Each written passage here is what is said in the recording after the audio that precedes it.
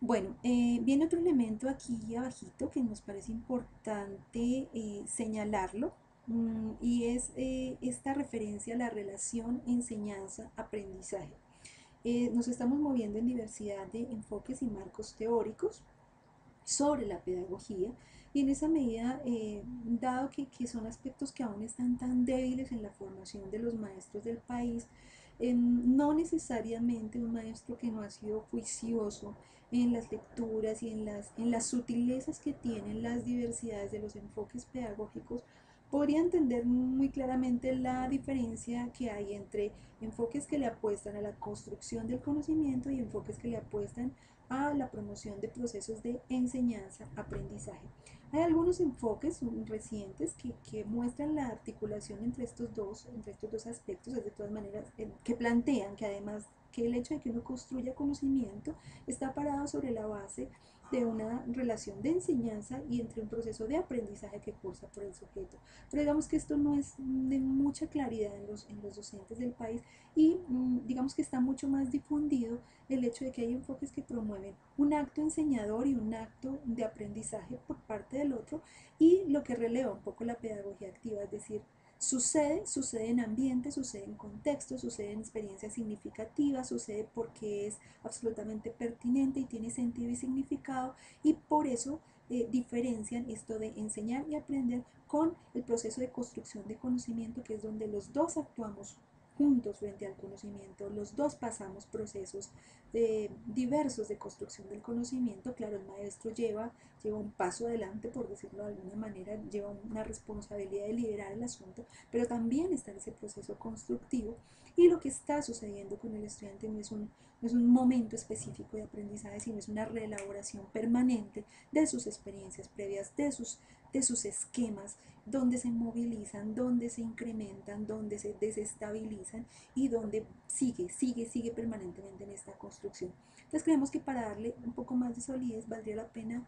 centrarse en este hecho de la construcción del conocimiento más que en enseñar y aprender, aunque si deciden dejarlo como proceso, relación enseñanza-aprendizaje, creemos que valdría la pena dejarlo explícito en tanto como allí se suceden procesos de construcción de conocimiento y ustedes lo están ubicando desde estos enfoques que articulan estos dos aspectos. Mm, para que vaya siendo consistente desde el comienzo. Bueno, en esta presentación entonces ustedes se ubican el contexto de esta estrategia en los aportes de Delors, donde nos está señalando las competencias mínimas, básicas y fundamentales que tendría que tener un proceso formativo en un estudiante, lo cual consideramos que es coherente. Aquí realmente es más un asunto, donde ustedes ven este comentario, es más un asunto de eh, redacción del párrafo, se siente cortado, es decir, no le da cierre, porque lo abren diciendo, entendiendo la historia del sujeto, como las herencias que le han sido transmitidas y dadas desde su condición humana, y todos los actos que configuran día a día el estar en el mundo, en el que él es el actor que se pregunta, comprende, narra, cambia y proyecta nuevas formas de relación con los demás, y no solamente como un invitado y receptor de herencias. Faltaría un algo, se siente incompleto,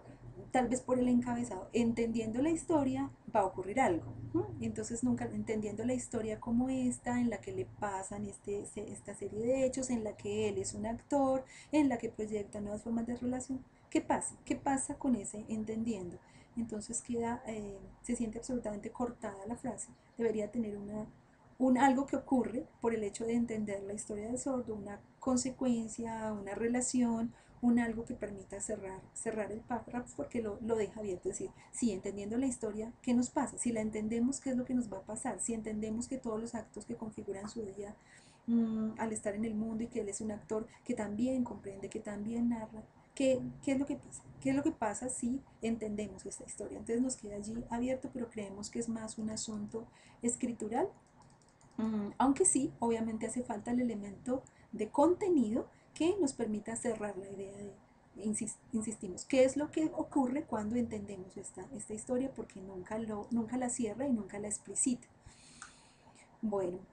aquí nuevamente entonces nos dice que siguiendo estos principios rectores en el aula para sordos del municipio de Armenia, fundamenta su estrategia en dos categorías: el acontecimiento y la didactografía. Aquí hay un asunto también de forma, pero también de contenido,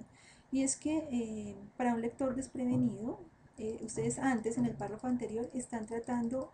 varios asuntos de los cuales uno podría asumir que unos u otros pueden ser principios rectores. Es decir, yo puedo asumir que son principios rectores saber ser, saber hacer, saber, o puedo asumir que son principios rectores estos elementos que ustedes señalan como básicos para entender la historia del sujeto sordo. Entonces creemos que escrituralmente se debería, o desde el comienzo, decir, según los propósitos marcados por la UNESCO, según Delors, la educación se plantea en tres principios rectores, si nos estamos refiriendo a eso. Con eso, cuando lo refiramos abajo, estamos hablando exactamente desde el mismo lugar y no da como lugar a esta ambivalencia de a qué se está refiriendo, a lo que dice en el primer párrafo o a lo que dice en el segundo.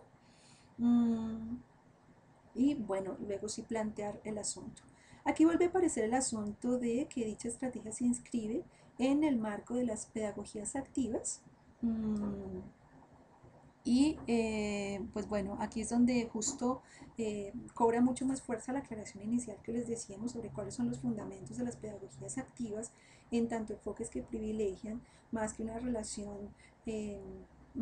de profesor que enseña, estudiante que aprenda, una relación biunívoca y equitativa, una relación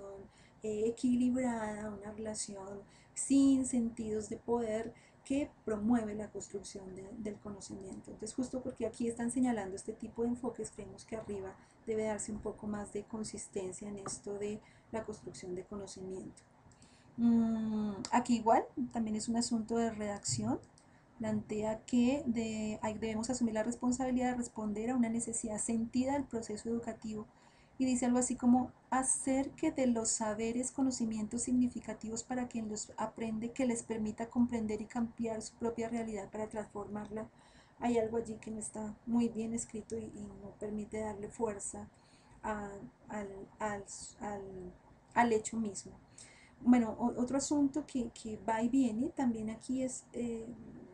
entrar de lleno en el terreno del sordo o salir de él o hacer la referencia en tanto, bueno, esto se espera, esto de que los saberes sean significativos para que nos aprenda y que gracias a que tienen significado en la vida y comprensión de una persona sorda, perdón, de una persona, pues son elementos que les permiten comprender y transformar su propia realidad y que a esto no son ajenos los sordos, es decir, a estar haciendo como esas relaciones permanentes. O sea, esto es lo que se pretende para la pedagogía en general, para la formación de cualquier sujeto, y no por ello no son presentes o deben ser ausentes a los sordos. Justo por ello son pertinentes para los sordos y son pertinentes para los sordos justo su historia educativa, justo sus carencias, justo sus imposibilidades de acceder en el mismo plano equitativo de participación de los demás niños y jóvenes oyentes, cobra mayor relevancia hacer pedagogías que les permitan superar estos baches. Así creemos que es importante señalar como esto está determinado desde el marco de pedagogía sólido y por tanto es pertinente también para los sordos, es mucho más pertinente, se pone al servicio de las personas sordas este tipo de elementos, dadas sus condiciones, dada su historia y dada su particularidad.